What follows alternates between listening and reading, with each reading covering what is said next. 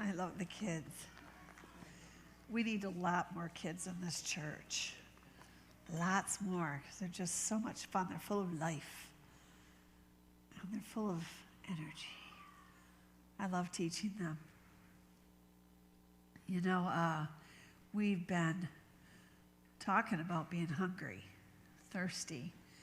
And one of the scriptures, and I know it's been mentioned in this series, those that hunger and thirst for righteousness. Those that hunger, Matthew 5:6. And it's quite interesting because I love how God, this is the way I see God. He parallels our life spiritually and naturally. I mean, you'll be on a journey in the natural. He's trying to teach you things that will help you live longer, be nicer, be healthier. I really believe God will give you insight and wisdom. I mean, it's up to us to listen to him. I mean, we can eat McDonald's every day if we want to. I wouldn't recommend it. God may be going, oh, I can't take it. I'm choking this down with you. But nevertheless, he parallels. We're on a journey. And hunger and thirst is so cute because, you know, I've been learning about Celtic salt. It's a little commercial. But Celtic salt has hit the fan everywhere. And when you take Celtic salt, it has 84, I believe, of the 92 minerals that your body needs. We are mineral deficient. And most people don't die from disease. They die from a lack of minerals. Did you know that? But you get one with table salt. Just one. They put it in their iodine, I think, if it's in there. But it's interesting because I was learning about Celtic salt and how if you put just a little bit on your tongue and kind of crunch it and let it, you know, I like salt anyways. I'm a salty person. My husband's a sugar person. I don't care for sugar. Too much of it, no. I can't stand to drink pop hardly at all. You go to take a sip and you're just like, oh, it's like tasting syrup. Right? Okay, those of you that like, just don't get offended at me this morning. If so, wait till next week, it'll be fine. But, you know, the salt, I could just eat the salt. I like it. So you put a little on your tongue, and then you drink. And you only drink sips, small amounts of water, because just like the desert, if you pour too much on, it runs off. Just sip it in, right? And your body will start to absorb the moisture because of the Celtic salt.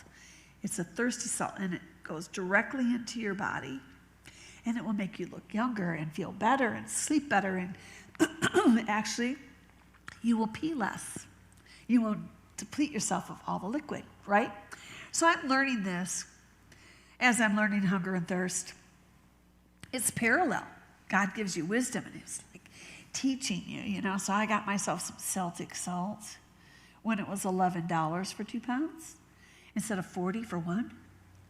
Yeah, that's what they do. Once you get knowledge, oh, we'll just increase the price. But start thinking about that today. Because salt makes you thirsty. We're called the salt of the earth. We're supposed to be a little bit of Celtic salt on somebody's tongue to make them thirsty and to absorb the water of the Spirit wherever we go. We need to be that water in somebody's life that brings moisture to them just enough. Sometimes people, I don't know about you guys, but I know my plants talk to me. I know they do. I go to the house, you know, to clean, and then I'll walk by, and I don't want, it's sometimes just it's a pain in the tushka to have to go water all the plants because you just want, I'll do it next time. I'll do it next time. And I went to say that this last time, I'll do it next time. I heard this plant going, please, right? It's reliant on you. It's a living thing. Like, okay. So I go give it moisture. You can almost hear them saying, thank you. But we are to be the moisture in people's lives. Some people are so parched, you guys. When you walk past them, you hear their spirit going, please, just a little bit of water. But sometimes we get so preoccupied with life, we don't stop to look. We don't stop to be present. We don't stop to water people. And so they continue to be parched. And God is sending all of us, chip off the old block, to be that little portion of who he is to the hungry, to the desperate, to the thirsty. Those that hunger and thirst after righteousness shall be filled. But are we thirsty? Then get some salt. If you're not thirsty enough, get some salt. In other words, you coming to church will make you thirsty. It should. Hanging out with good friends that love God should make you thirsty, you would hope, right? Reading the Word, reading the Bible, listening to worship. Last weekend there, we had a good time. It was fun listening to the kids. And I was talking about good things that you can eat. And then we had them do a taste test with the sausage. And Ellis and Jack knew right away, and Ellis tasted it. He was like, chicken. But it was so cute. We were talking about eating good things and what good things. They had it down in there. I'm like, what stuff you shouldn't eat? And they were like, Ghostbusters. That was Ellis. Ghostbusters. One little girl's like, I watched Ghostbusters. I liked the movie. I'm like, well, some kids don't. It was just so cute listening to their response of what goes in that's healthy and good. And listen, we need to be salty. We need to taste like salt. We need to make people thirsty. Leave people thirsty. When you leave their presence, they're like, I want more of that. It's interesting because I got up Saturday morning. I'm like, I'm going to go to this yard sale. It's just down the road. It was in Interlochen. I'm like, I'm just going to buzz over there quick. So I get in the car and I go over and there's nobody there but just me. I was 15 minutes early. They're like, come on down. It was a little hill you go down. Come on down. And we started talking with these two beautiful girls. So sweet. I was there for a full hour. And nobody showed up. That's pretty cool. Maybe not for them, but it was for me. And just got an opportunity to be salty, to love people, to love these two girls. And we both, after a little bit of conversing, one of the girls told me she had lost her baby at 3 months and was explaining her heart to me. And I'm listening, of course, my heart is hurting for her. I was talking to her about my daughter, and we went back and forth, and I got to quote her a poem, and I'm going to send her some poetry and talk to her about the love of God. And I left there. She hugged me 3 times. And she's like, we were meant to meet. We're angel moms, but we were meant to meet. I'm like, yes, we were. And the thing is I think sometimes, and okay, this is probably a bad habit of mine, but I try not to get in a hurry. My sister-in-law, who I hope is watching today because she said she was going to. Anyways, she's like, you always make me slow down, because she will tell you she eats fast, she talks fast, she walks fast. She's like, let's go. I'm like, where are we going? I don't know, but let's do it. I've always teased her about that. She's always in hyper gear, and I'm just a little slower. She said, you drive me crazy. You talk slow, you walk slow. We're in the store, you're walking slow. You eat slow. I'm like, that's part of my dad. But sometimes we need to slow down just enough, not be in too big of a hurry, to be present, to be salt, to make somebody hungry, not just ourselves. And I like that. The last time I ministered on this, it was ask, seek, and knock. And we talked a little bit about Nicodemus. His hunger started with asking questions. Why are we taught that asking questions, especially now in it's not just been in the church, but in life in general, if you ask questions, like you're actually thinking logically, what a novel idea. People sometimes don't want you to ask questions, to think logically or on your own, because it makes them uncomfortable. One of the things that I could say, and I've came to the conclusion years ago, is I just don't know that much. And so if somebody asks me questions about the Bible, well, what about this? I'm okay with saying, I don't.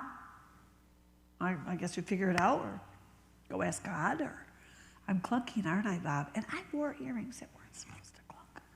Take them off. I could hear them. I don't want Bob on my bad side. You don't want Bob on your bad side. Look at him back there. Anyways, but I guess I learned over the years, it's okay if people ask me a question and I don't know the answer. I am not all inclusive, you're a pastor, or what about this? Why do bad things happen to good people? Like, good question. And you have different answers that the Holy Spirit will give you, or things that you've learned or you've meditated on and thought of. But there's times you just go, I don't know. I just put that one on the shelf because I don't know yet. But the thing is Nicodemus started asking questions, but he had to meet Jesus in the night, secretly, because he would have got in trouble with the religious asking questions. You still get in trouble with religious asking questions. They don't like it. You will listen to my narrative and the way I believe and I see it, end of conversation. And that's not the way we learn. Think about little kids. The why stage, where you just want to pull your hair out. As a mom, sometimes like, why? But kids that ask why a lot, or ask questions a lot, or actually their conversations all questions, are brilliant. They're learning. They're taking everything in. Why is the moon round? I don't know. It would be cool square. What do you think about it square? Well, and then you can just go off on your conversations. But kids have all kinds of questions, and we let them pretty much, right? Why can't we have questions with God and things without feeling, intimidated, or like you're questioning me? I preach that and you've got a question about it? Just, to me, it's Nicodemus was wanting to learn. He was hungry. He was asking, like, Jesus, how can this happen? And Mary did that. How can I conceive? I haven't known a man. She wasn't saying she wasn't going to conceive. Like, well, that's ridiculous. She didn't say that. She just said, how? And the angel told her, the Holy Spirit's going to do it. Oh, well, that's really cool. It's going to be interesting to do, So asking is it's a key to getting hungry and to being hungry. And it's okay to ask questions. I don't care what the question is, especially spiritually. It's okay to ask questions. When I ask questions, and I grew up, obviously, some of you know, I grew up in what I call old-time Pentecost. But I honestly, as a teenager, coming into my teens, I would hear things preached. Like, I was in one service, and this lady got up and prophesied that Jesus hates beards. She prophesied it, and then another lady said, thus saith the Lord, you hate my son. Her son, not Jesus, but her own son. And I'm like sitting there as a kid going, someone take the mic away from her. Don't let her stand. If she stands, someone shove her down. She needs to sit and learn, right? But I would hear some ridiculous things being a pastor's kid, right? In church every day, every night, every Wednesday, and any special service. You get to see it all, hear it all, and whatever. But in the middle of that, I would say to myself as a child even, that's not Jesus. That's not God. No, that's not God. He's not that weird, you know? And I never said it out loud. I never told my parents that, you know, this is really, really weird. I mean, we've gone off the Looney Tunes here, you know? Never did. But my mind would say, and I would hear things like, and I would see the law that was put, especially on women. It was like women had a list of rules this long, and men's were like that. I'm like, that is so unfair. Why is ours this long? You know, like, because you're going to make men less. So you can't wear shorts, you can't wear tank tops, you can't wear makeup, don't paint your nails, you can't wear, you know, the list, don't cut your hair. And I would be like, I don't see how any of that has to do with God. So as a teenager, I really started asking and questioning. And I would go to school, and I got a job early on. I had a job at like 13. I was working in a drugstore. Back then, they let you. Child labor laws were different. I don't know. But I was working in a drugstore, and before that, I babysat every night of the week, literally, for the people that own the theater. So that was like 11 and 12. It was constantly, I was just working, you know. But I got money, and I bought my first pair of jeans. God forbid. And nobody knew. And I took him to school and put him in my locker, because you weren't allowed to wear jeans or pants or nothing. So in the 9th grade, I'd go in the bathroom in the morning, go to school. I had to walk to school, go to school early, put my jeans on, put my clothes on, put my dress in there, come out, go to school, change before I went home, walk back home. I didn't feel bad about it at all. I had no sense of guilt at all. Zero. Why? Because I felt like the laws and the rules were totally ridiculous. Not God, and God and I were going to wear jeans. And he was good with it. So we did. And I started wearing makeup at school. God and I would wear makeup. God and I pierced our ears at 19. And my sisters lost their minds. They went to my mom and dad, why did she pierce her ears? We haven't got to pierce. You know, that's what religion does. I love you, sisters, but you were a little religious. Why does she get to pierce her ears and we can't? Well, go ahead.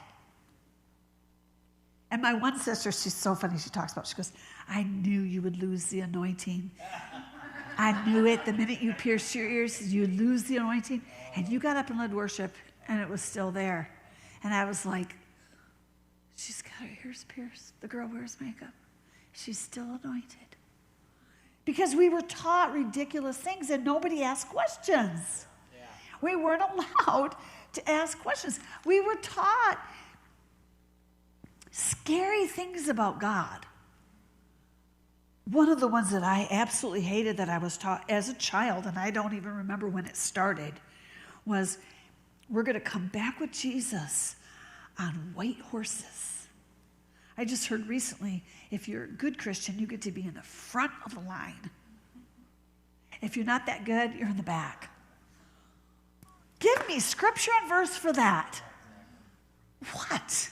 You know, my mind. But literally, I heard that just taught from a very well-known preacher on the internet. I was just like, oh my gosh, I'm doing this. Where are you? You know, but nevertheless, walking in grace, right? But I would hear we're going to come back with Jesus, and his eyes are going to destroy everybody like lasers. We just saw that in Maui. But going to destroy them all. We're going to just kill them all. But it'll be okay because you're with him on a horse. And you won't have to do it. I just would be terrified when I heard that. It upset me. And yet people embraced it like, yeah, coming back to destroy the wicked. I was taught this in conferences. People would say, well, you misunderstood. No, I didn't. It scared this little girl in me that loved people and loved God and couldn't figure out why we were going to come back and destroy all the wicked. And then I'd go, excuse me, I have a question. Right? What's your question? What about the kids? Are we killing them too? Well, only those 12 and over. 12 and over? Why? Well, that's the age of accountability. So the 12 and olders get to die with all the people that took the mark, and you get to be part of that. I'm sorry. That's Crazyville. And I'm not there anymore. But I ask questions, and I got myself in trouble at times. Because even with the religious and with what we believe, you can't ask questions. I didn't know till later in life, much later in life, that this is not a doctrine. This is a theory. And there's like 4 different theories. I'm like, what? How come I didn't hear these? I want to know all 4. Lay them out. I want to study all 4. No, don't you do that. Because if you study all 4, you might change your mind, and what we taught you is what you have to believe. That's scary. Nicodemus asked questions, and it made him hungrier. Asking questions, you guys, it's okay. You might not agree with my opinion on things. I might not agree with you, and that's perfectly okay. It really is, because we can center around Jesus. We're in him. We love. But we may have totally different theories about other things. And I will probably live my life according to my theory. And I will respond to people and talk to people and be around people and be who I am according to that. Because it does really matter. It's kind of like love God, love people. And looking at people as they're all, I have to come down for this, but they're all family. What a novel idea. So when I go places, like I went to this yard sale, I had this beautiful conversation, and I was hugging this girl, and she was hugging me, and she added me on Facebook, and I added her on Facebook, and we're connected in a way. But I don't look at her like it's us and them. It's me and her. It's not them and us. My whole concept since understanding grace and being aware that we are children of the Father, and the lies that I was taught that, no, it's us and them, and breaking down those walls and those barriers, and seeing us differently, then I just talk to people like they know Dad. Like, this is who Dad is. Like, remember when Father said this? And it's so easy. I forget. In some regard, my daddy was that way, but I forget that they don't know. Because if you treat people like you want them to be, they will become. If you treat people like right where they're at, that's where they stay. And if you treat people like they're past, then they'll go back to that. But when you treat people like, remember, you got to remember, every soul came from the Father. Every spirit came from heaven. And when you behold a little newborn, you see heaven. They haven't forgotten. I know they see angels. My little grandson, he would be laying on the floor, and he'd be like, and laughing at nothing, right? And swatting. I'm like, what do you see? What? Let me in. Because they were just there. Somewhere we forget. I don't know how we do it. Little kids, that's why Jesus is like, don't you mess with the kids. It's better for someone to put a rope around your neck, throw you in the lake with a rock, than to mess with the kids. Because the kids are that innocence of heaven. They're that fragrance of God still. And you don't want them to lose it. Why do you think the enemy loves to abuse them and hurt them from early age, to cause them to forget the love of the Father? Yeah. To get bitter, to get angry at life and cynical. Yeah. And not forgive and carry those wounds. Because he hates children, because they're just the essence of God. And they just are so real, you guys. They're authentic. They will say what's on their mind. If you look bad that day, they'll tell you. Like, what's wrong with you today? You're like, what? What's wrong with me? You kind of look funny. Oh, thanks. So you go look in the mirror. Kids just, they don't hold back. They're authentic. They're real.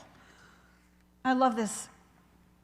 God was saying this today during worship. He said, be available. Be open to God, to his leading. Be authentic. Be real. Don't wear a mask. Because people, they know if you're wearing a mask. They can see it, hear it, feel it, sense it. Be present. And righteous is who you are. Here's the thing. Those hunger and thirst after righteousness will be filled. And I was talking to my sister-in-law this week about righteous acts. I said, when I was in my 20s, I developed a very strong prayer life.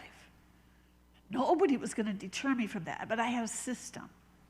My kids had to go to school, and so I got up early, like 5 in the morning, and in the beginning, I told you before, we went up to Barn Mountain, Avalanche Mountain, we prayed on the hill. That wasn't good because people thought we were devil worshipers.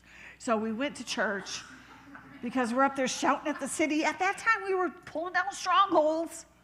We were shouting at devils, like, come down, and people were like, people are up on the mountain. They called the cops on us. And we're at the top of the mountain. We're like, there's police cars down there. I look at my friend. I'm like, I don't think that's a good thing. So we go down to the bottom. They're like, have you guys seen any devil worshipers up there? We're like, no, not at all. That's weird, Well, someone said they heard people shouting at the devil. I'm like, oh my gosh. Of course, we both look at each other like, we're not going to do that again. It should be a book. It's just hilarious. But we went to the church. I had my routine. I had my Bible. Sometimes we had a candle. The music had to be a certain volume. It had to be loud. And we would play Petra and all kinds of crazy music, and then I had all 4 colors of my markers. Had to have that. Had to have your ink pen and your journal. I didn't drink coffee at the time. I can't believe it, but I did not drink coffee. I would have water. And I would sit in the spot at Trinity because we had one of these that covered our baptismal tank, and then the cross, and I would climb up there on the platform, and I'd sit, and I had this down. And you didn't interrupt it because that was my time. And honestly, you guys, it was addictive. I loved it.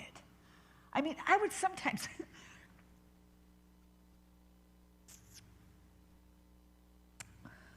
be just walking down the aisle, and the presence of God would meet me. He would hit me right 3rd row back. I'm like, oh my gosh. The music wasn't on. My Bible wasn't open. I didn't have everything set. And the presence of God would consume me. I'd be just like, oh, Jesus.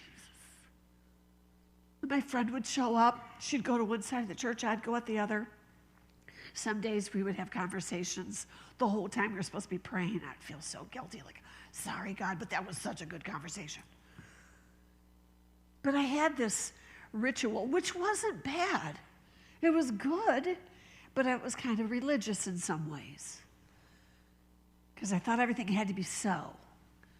And I remember I'm there praying, and I was addicted to it. And my kids, I would go in the morning, but sometimes I'd want to go in the afternoon. Sometimes I'd want to go in the evening. I'm like, I'm just going to go to the church and pray. Because I got so hungry and thirsty, and I just craved it, right? My husband calls. Back then we had a landline. The phone would ring in the sound booth, and I'd pick it up. I'm like, hello? He's like, honey, are you going to come home? I'm like, oh, I am praying right now. Oh, And he's like, well, okay, are we going to have supper? The kids are here. And I'm like, take care of the kids. You can watch the kids. Those are your kids. The whole attitude. Snarky. Here I am talking to God. And I'm like, don't want to go home. And I remember him saying, okay. And he would let me have time with God. I hung up the phone. I heard the Holy Spirit say, do you know it's just as righteous going home and being with your family? And I was like, what? did you say that? Get thee behind me, He's like, go be present with your husband and your kids. Okay, that's a new one. But the Lord started teaching me that there's acts of righteousness. Taking out the trash. Righteous act. Putting your phone down and being present. Actually listening to somebody when they talk. Who wants to do that? Maybe responding. That would be cool. Instead of grunting. Right? Or listening instead of dominating the conversation. Making your bed. Making a nice meal for your family. All of those are righteous acts. Because Jesus in us is doing it with us. Yeah. Right? Yeah. You hunger and thirst for righteousness, you'll be filled. But we look at righteousness, and I looked at righteousness in some ways, and I'm not dissing on prayer. Believe you me, it's important, and we need that relationship with the Father. But I had to be taught, in some regard, righteous acts were more than just going to the church, opening my Bible with my 4 colored pencils. It was seeing people, listening to people, being present with my family, taking care of my kids, smiling at the waitress, the clerk, or the customer, picking up the pop bottle on the side of the sidewalk, throwing it in the garbage. What a righteous, holy act. Really? You weren't laying hands on somebody, I know. But I was doing something that was righteous, even though we don't look at things like that sometimes as a righteous, holy act. Not swearing when you're driving at the crazy drivers. What a righteous, holy act. Cursing people out, No one heard me. I just cussed that person out. No. Blessing people. Helping people without them feeling guilty about you helping them. Just helping without being asked. Being kind to the birds and the animals. All of those are righteous, holy acts. You'll be filled. There's so many things that we do. Our life, listen, we're chips off the old block. Our life is one righteous, holy act. Wherever we go, we leave a fragrance. Hopefully it's not a putrid smell. Because sometimes, like I say, I've said this before, people have just forgotten who they were, or they never knew from childhood that they were a son or a daughter. They came from heaven. They smelled like heaven. They looked like the Father. They had all the memories of heaven, but then they forgot. Some were life hit. They had abusive parents. They were left on the corner. They were in a family that didn't know God and didn't serve God, and life was hard. They forgot. So it's our job to remind them, and it may be just small.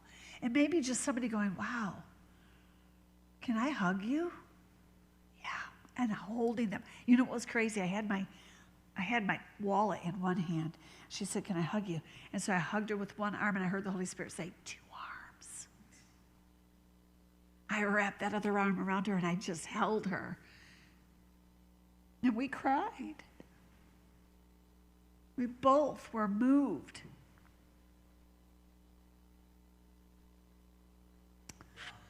It's a righteous, holy act.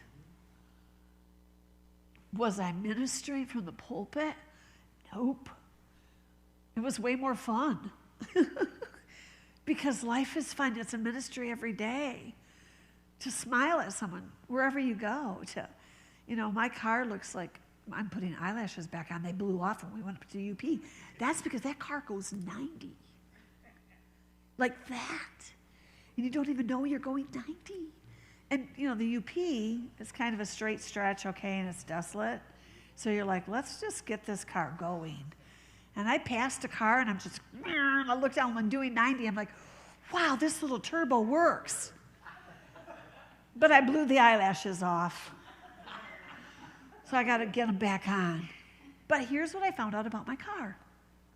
I don't care. This is just the weirdness in me. You guys just have to put up with it. I decided my car is going to make people smile. Now, I know Justin thinks it's a violent car because people slug each other.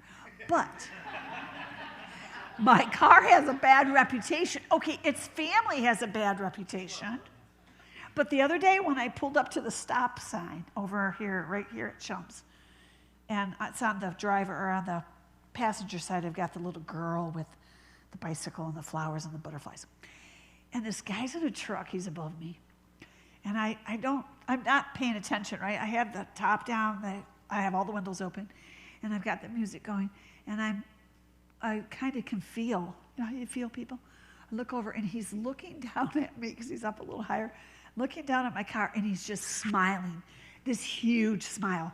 And I'm like, I made him smile. My car made him smile. It's better than someone flipping you off or shaking their fist at your car. So I want my car to be a testimony of fun. I had a guy up in the UP tell me something. I said, I'm going to have me, he was talking about my eyelashes because one was hanging. And he said something to me about my car. And I said, yeah, I had decided I'm going to have a grandma car, but it's going to be really cool. He goes, well, scratch that off your bucket list. I'm like, I will, you know. But I think whatever God does, you can be who you are. Be authentic. Take the mask off. Be real. Let people see the weirdo in you if need be. They can relate to that, right? Maybe some of you don't want to let people see the weirdo, but I can see it. People can see it anyway. So just be authentic. Be present. Do righteous, holy acts. Make people thirsty and hungry. Ask questions. Ask the questions. You know, some people like to ask questions just to make you mad. That's good. I mean, in one way. Because they're like, you know, I have a question. And some religious people are like, oh, don't ask it. Don't you dare. And you're like, I'm going to ask you anyways. Ask questions. Nicodemus did. Pastor Darren loves it when you ask him questions. So does my husband. I like it, but I don't know everything. So I'll refer you to them if I don't. Or I'll say, you know what, I'm going to think about that one. That's really good. Some things I just give them what I feel is the answer that I would want. I don't know if that makes sense. Like, you know, give them wisdom. Give them a chunk of wisdom. Ask, seek, and knock. Seeking. I got 5 minutes. Seeking. Maybe I don't have 5 minutes. Just don't get into seek when you have 5 minutes. Hello. It just doesn't work. But when you seek, there's so many people in the Bible that saw, we were talking about the woman with the issue of blood. She went against everything to seek out Jesus. Yeah. You know, there was a lot of lakes down there. And it probably was really dusty and dirty where she was crawling. And lots of robes and lots of people. And she was going through on hands and knees trying to touch the hem of his garment. Yeah. She got dirty, dusty, probably stepped on. She had been bleeding for years. She was an outcast. If somebody recognized her, maybe that's why she got down low. You're not supposed to be here. She decided to seek. And it took some pressure. It took some work on her part. It took some diligence and perseverance. She had to push through the crowd to find the right tassel, to touch the hem of his garment. Why? Because she was seeking him out. I will find him if it's the last thing I do. And seeking the Father, it'll take some perseverance. It'll take some perseverance. When you're not thirsty, some of us just aren't thirsty. Start eating salt. Get around salty people. Right? Come to church. Get offended if you need to. Like, you listen to the pastor, I'm like, I don't know if I believe that. Good. Let your mind go, There was plenty of things I didn't believe growing up. I still went to church, although my dad was the pastor, but still. There was a lot of things that were taught that I questioned, but I wasn't allowed to ask questions I started asking questions later in life. I mean, I can't say I wasn't allowed. I think I was scared to ask questions. When I asked them later in life, I know why I was scared, because I got the same response I thought I would get. Because some people don't like questions. Don't question the narrative. This is the way it is. We're giving you the narrative to believe. You see it everywhere. It's everywhere on the planet. And one of the worst things a parent can do to their child is say, because I said so. Because I told you. That's why. Why, Mama? Because I told you. I know I'm guilty. I did the same thing because you just don't want to deal with it. But seek. We haven't even gotten to knocking. Knocking is a sign of importunity, insisting on making an intrusion. Unrelentant and consistent. When you're knocking, you're at the door of someone's house, and they're not answering. I just watched this on my camera. My camera notified me at the B&B, and the pizza lady had came last night. And then it notifies me again. And I'm like, what in the world? Answer the door. That pizza lady was not going to give up because she had hot pizza. And at my house, there's no doorbell. You got to knock loud. Or if there's a dog in there, they bark, and that helps. But she is banging on the door. I'm like, that lady was persistent. Why? Pizza, I want my tip. I'm not leaving without giving you the pizza. Open the door, right? It's the same with knocking. When we ask and seek, seeking is a desperation. Seeking is finding. I'm going to put some effort in it, but knocking is like bold. You're like, I am waiting right here. God wants us to ask, seek, and knock. And what? It'll be open to you. God is okay with you knocking on heaven's door. Persistence, boldness, asking questions. It gets you hungry. Even if you don't like the right answer or the answer, not necessarily right maybe, but you don't like it. You get hungry to learn, right? If I was to tell you the sky's not really blue, it's actually an illusion, which honestly, it is kind of gray most of the time and white. My husband and I were driving the car the other day, and we're looking out my little sky roof, We went on a road trip, and I'm like, look at the sky, it's so blue.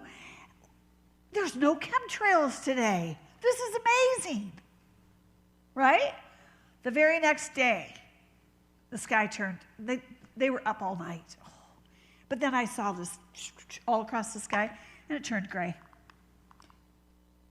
But to me, if I was to tell you the sky is blue, which it is blue under the gray, and you think it's a different color, you're going to start being inquisitive, like, wait, I never believed that before. I need to check that out. Where did she get her information? And it starts to make you inquisitive to learn. Either the right or the wrong or the different in between. We need to be challenged to learn. We can get really boring and bored, even as adults. Like, I went to school, and you learn nothing in school. The life cycle of a flute worm is not going to help you. I passed that. I got an A on that test. Do I remember? Parasite, I guess. I should have. But the things that I learned in school don't really help me today. I'm learning every day. I'm growing every day. I'm not just learning scripture, and I'm learning about Celtic salt, and I'm learning about castor oil. I'm learning about health, learning about fasting, learning about taking care of the toxins in your body, like in your soul, and forgiving, getting rid of, all the yuck that we consume and being wise. Why? Because God wants you on the planet as long as possible. What could you do in heaven? He needs you to love down here. So we have to take care of ourselves, not just spiritually, but physically and mentally. So he wants us on a learning curve all the time. And for me to say I know it all would be absolutely dumb, because I'm still growing and learning, and I listen to people that know more than me, especially when it comes to our bodies. I'm just loving the information I get. And then I blast it out on somebody else, and they're like, really? Where did you learn that? I'm going to send you stuff.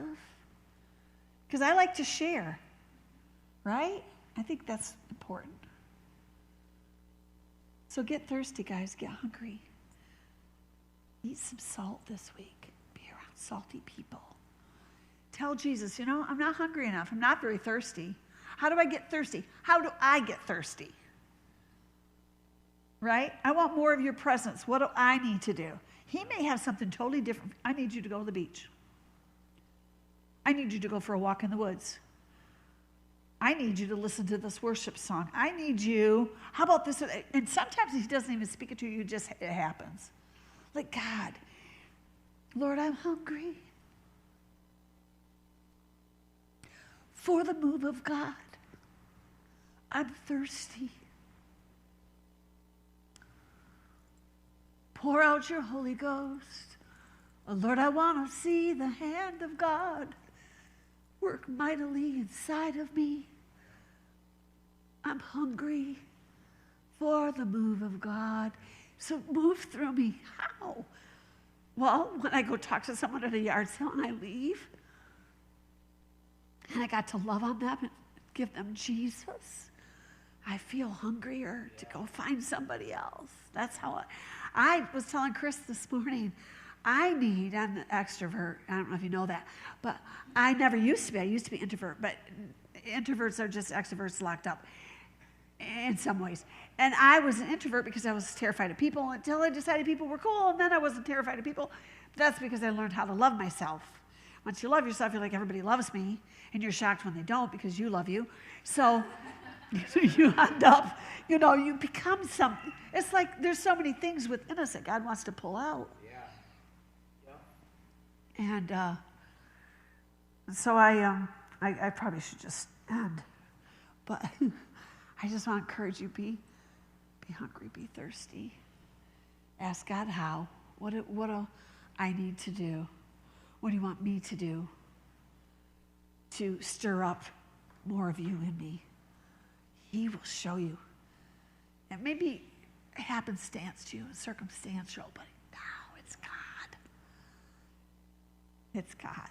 Especially when he's like, get out of bed and go to a yard sale. Okay, what are we going to a yard sale for?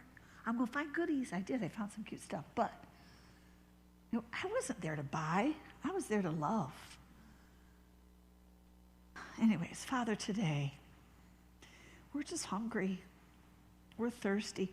God, some of us that maybe we didn't even know we're thirsty. Throw some salt on our tongue. Let us taste a little bit more.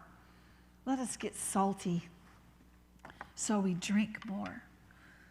We get thirsty for who you are, your presence, your grace, your love, your kindness. Help us to ask questions. God, help us to be thinkers. That it's okay to think. We give you permission to think. You gave us our beautiful minds, and you want us to be inquisitive and ask you, ask others. Help us to seek you, Father, to push through, to find that tassel. I will find the tassel. And help us to knock. It can be irritating, but God, help us to pound sometimes. The door will be open. Not irritating to you. You love it when we knock. Just knock. And you'll be heard. Seek and you'll find. Ask and you'll be answered. Thank you for your precious Spirit. Your precious, precious Spirit, God. Thank you, Father. So go be a chip. Everybody's a chip. Hey, chip. Chip of wisdom, a chip of grace. Go be a chip. You guys can stand this morning. I love you. Appreciate you.